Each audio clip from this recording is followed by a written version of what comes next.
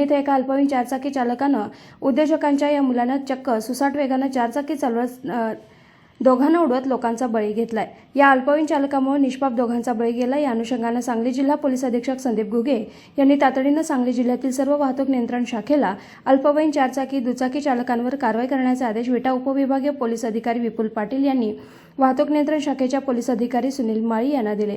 या पार्श्वभूमीवर विटा वाहतूक नियंत्रण शाखेचे वाहतूक पोलीस अमोल सहाळे, रुपाली चव्हाण, धनाजी पाटील या वाहतूक पोलीस कर्मचाऱ्यांनी विटा शहरातील विटा हायस्कूल, विटा कराड रोड, लेंगरे रोड, चौंडेश्वरी चौक ते नेवरी रोडवर विटा बस स्थानक, खानापूर रोड या रस्त्यावर अल्पवयीन चारचाकी दुचाकी चालकांवर कारवाई करण्यात आली।